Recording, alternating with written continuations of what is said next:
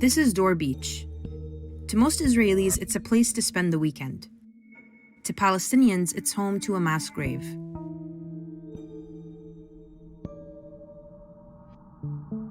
This beach was once a Palestinian fishing village called Tantura. In 1948, it was destroyed by an Israeli paramilitary group, and 200 of the village's boys and men were killed and buried in a mass grave. The grave was around 4 meters wide and 35 meters long, which is about the height of this building. Today, it's believed to sit beneath the beach's parking lot. But the massacre wasn't acknowledged by most Israelis until this year, when this article came out in Israeli newspaper Haaretz. The article discusses the findings of a new documentary called Tantura, which features the confessions of the Israeli paramilitary soldiers who took part in the massacre.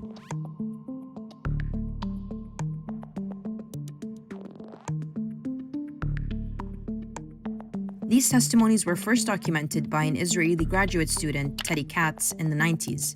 When Israeli newspaper Maariv published Katz's findings on the massacre, the soldiers recanted their testimonies and sued him for libel. According to Israeli historian Ilan Pape, Israeli mainstream media presented Katz as, quote, a fabricator, a pseudo-historian who had invented a non-event for ideological reasons. 20 years later, the publishing of the Haaretz article has renewed discussion of the massacre in Israel. One article in Haaretz writes that Katz, quote, revealed the massacre 2 decades ago. But revealed it to who? Palestinians have always known this massacre happened. Since the 1950s, testimonies, books, novels, and documentaries have documented the events at Tantura, and the site is visited each year by those coming to remember. 70 عاماً مضت والأموات أحياء في قلوب محبيهم. لهذه القبور يوجد من يسكن هذه القبور ومن يستذكر من أهاليهم. The work of Palestinian historians, archivists, filmmakers, and community activists is rarely referenced in Israeli mainstream examinations of what happened in the run-up to the founding of Israel. This Haaretz article is no exception. Those mentioned in the piece are the Israeli soldiers, the Israeli graduate student Teddy Katz, Israeli historians like Ilan Pape and Benny Morris, and documents from the Israeli Army Archive. The publishing of the Haaretz article has reignited a conversation on who gets to write history and who's allowed credibility in the telling of it. What the Haaretz article is doing is trying to rely on Israeli institutional apparatus, on the Israeli historiography, academy, and the colonial archives, and the testimonies of the perpetrators to assess, reassess what happened based on newly released and discovered evidence. And by doing so, it actually exceptionalizes what happened in Tantura as, and I quote here the author of the Haaretz article who explained it as bad behavior when it actually was happening systematically across the land of historic Palestine at the time. Let's go back to 1948, when Israel was founded. To Israelis, it's known as the War of Independence. To Palestinians, it's called the Nakba, or the catastrophe. This was when Israeli paramilitary forces killed thousands of Palestinians and drove hundreds of thousands from their homes. All Israeli space is built on Palestinian space. Tantura is not an exception, but fits within a wider systematic erasure of Palestinian geographies and systematic targeting of Palestinian bodies.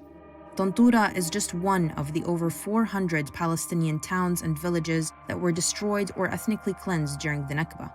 Many of the towns, villages, and cities that survived were renamed and repurposed.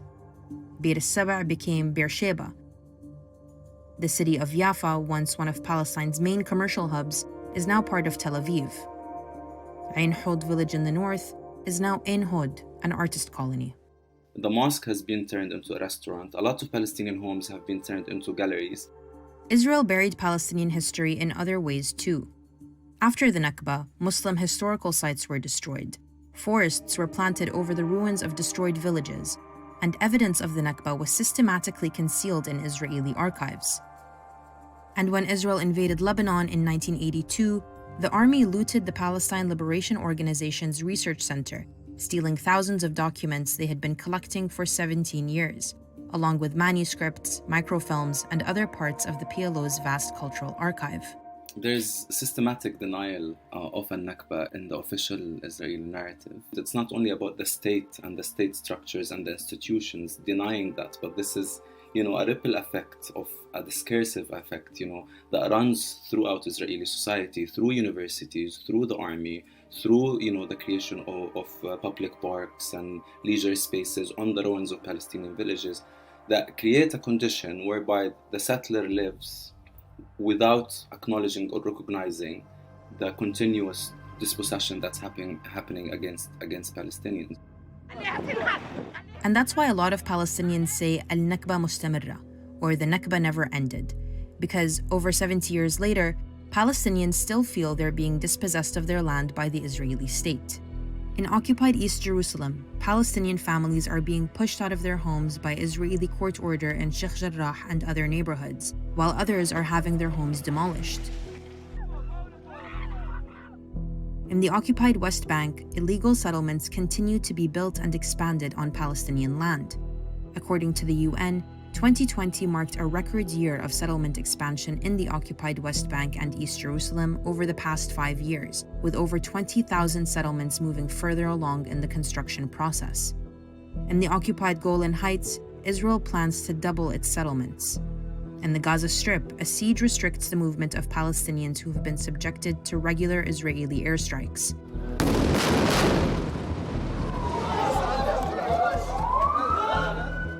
And in the Negev, where Palestinian Bedouin communities live, 35 villages unrecognized by the Israeli state are under routine threat of demolition.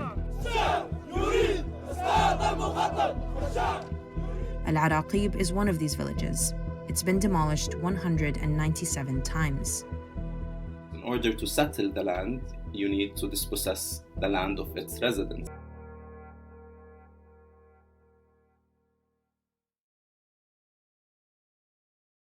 השתוללו בטנטורה, זה היה משהו נורא.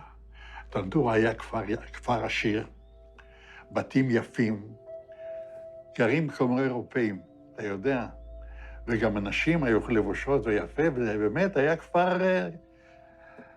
אחד אנס שם איזה ילדה בת 16, משהו כזה, אתה מבין? אבל זה מכוער מאוד, היה לנו בחור אחד, הוא נפטר, הוא היה פרא אדם, הוא לקח פשוט מאוד, ורצח אותם בתוך המכלאות.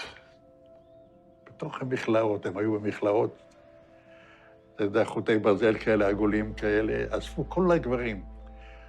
הם יושבים שם, כל העם, על הרצפה, ובא מישהו, ולוקח תת מקלע ומתחיל זה, מחליף מחסנית, מה אתה חושב זה? אבל אנחנו לא היינו כאלה. הוא היה יוצא דופן, הבחור הזה, כן, מה שהוא עשה. והשתיקו את הדבר הזה, והיו חבר'ה שלקחו את הלוויורים ורדפו אחרי חבר'ה ושרפו אותם. זה היה משהו זוועתי, וזה אסור לספר, אני לא אדבר על זה, כי זה יכול להיות סקנדל שלם מהעניין הזה. אני לא רוצה לדבר על זה, וזהו. 3-4 חודשים הראשונים הייתי רוצח. מה זה אומר? אני לא לקחתי שבויים. בזמן קרב, אם מישהו ירים ידיים, משהו כזה, לא לקחתי שבויים. זה זעזע אותי עד כדי כך, לא יכלתי לעבור לסדר היום. אם היה עומדת כיתה של זה עם ידיים למעלה, אז באותו יום הייתי רואה אותי, הייתי קוצר את כולם, עד כדי כך. כמה אתה חושב אנשים הרגת ככה? לא ספרתי. אני לא יכול לדעת בחיי. היה לי מקלע עם 250 כדורים. תראה, יריתי, נלחמתי כולם. אני לא יכול לספור.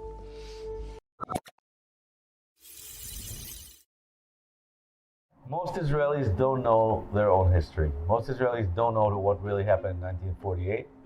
Most Israelis believe the naive story that the Palestinians ran away in 1948 by themselves because they were told by their leaders to do so. And they don't understand that the Israeli army went into village after village and drove the people out, sometimes committing war crimes like the massacre in Tantura and others.